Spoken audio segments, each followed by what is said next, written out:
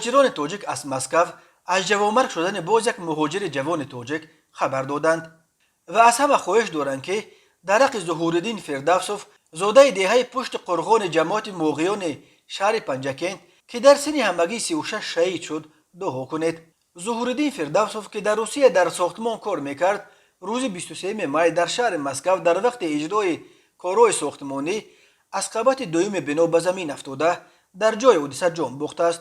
ظهورالدین 36 سال داشت و از خود دو فرزند خردسال را یتیم باقی گذاشت.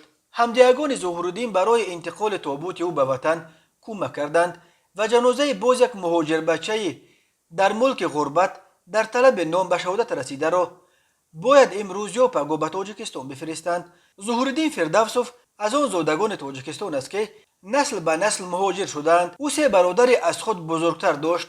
یکیش یگان 15 سال پیش در همین روسیه کسل شده در وطن جان داد. این بار تابوت ظهورالدین در روسیه جان باخته را از در این خانه می درآورند. همدیگانش میگویند ظهورالدین را سال 2017 از روسیه اخراج کرده بودند و روی او به این کشور تازه 2 سال پیش کشیده شد. ظهورالدین 2 سال آخر هر بهار به روسیه میرفت و تا تیرماه رزق و روزی برای خانواده‌اش جمع کرده به خانه برمیگشت. ولی امسال او خیلی بروقتر بعد همگی 2 ماه مردکاری به وطن به پیش عزیزانش برمیگردد و اما این بار در تابوت و برای همیشه. به گفته همدیگانش در جماعت موقعیان که 35,000 اهالی دارد تقریبا یگان کارخانه بزرگ نیست و بنابراین حدود 90% مردان قابل کار این جماعت هر سال در جستجوی رزق و روزی خود را به روسیه میزنند. مهاجرت یک منبع اساسی تامین روزگار اکثر خانواده‌ها در تاجیکستان باقی میماند. هر سال بیش از 1 میلیون نفر یا قریب نصف اهالی قابل کار تاجیکستان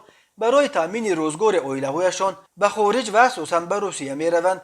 هر سال در روسیه تا 1000 مهاجر تاجیک به علتهای مختلف میمیرند. یعنی به حساب میانه هر روز تا 3 مهاجر تاجیک در این ملک مسافری ترک این دنیا میکنند. فلاکت‌ها در جای کار و جای زیست، صدمه‌ها و بیماری‌های گوناگون از علتهای عمده مرگ مهاجران تاجیک در روسیه نام برده میشود. اکثر مهاجران تاجیک که در غریبی میمیرند در عین جوانی جوانمرگ میشوند.